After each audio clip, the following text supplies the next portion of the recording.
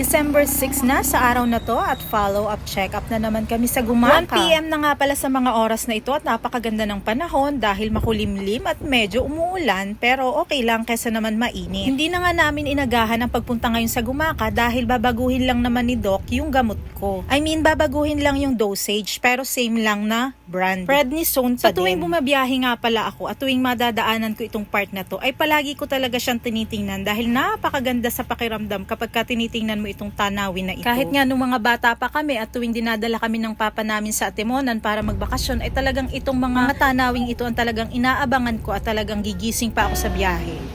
Nabot na tayo ng Pasko dito. Tama.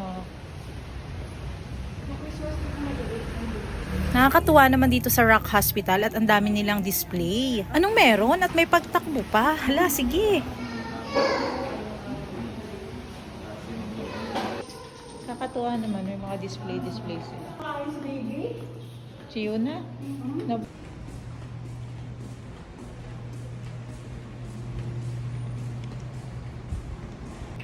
Saan na naman? Ay, nandito na.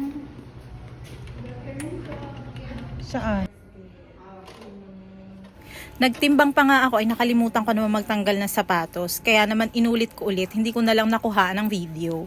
So ayun, iles mo yung 1 kg sa aking sapatos. Yun ang aking timbang sa araw na ito. Wala na nga pala si Doc, hindi na namin naabutan pero ito na lang yung ibinigay sa amin yung reseta. Kung dati nga ay twice a day yung pag-inom ko ng prednisone tapos 20 mg siya, ngayon is 20 mg pa rin siya pero once a day, every other day. At dahil sayang naman ang ipinunta namin dito kung uuwi kagad kami ng Lopez, kaya naman nag-check muna kami dito sa Ukay-Ukay at napabili na nga rin ako ng pants na gagamitin ko sa Singapore. Konti lang kasi ang pants ko, mas marami na yung shorts. At dahil katapatan lang naman ng Ukay-Ukay yung Watson, ay bumili na rin ako ng gamot ko dito para naman hindi na kami bibili ng gamot sa Lopez. Napaka-smooth lang naman ang araw na to, kaya naman kailangan ay dadaan muna kami sa McDonald's. Syempre para naman chill-chill at syempre para mapagbigyan ko rin ang aking kumakalam na sikmura. Sa totoo lang, ito talaga yung nagpapalaki ng gastos ko eh. Every time na nagpapa-check up kami dito sa Gumaka, yung mga chicha namin.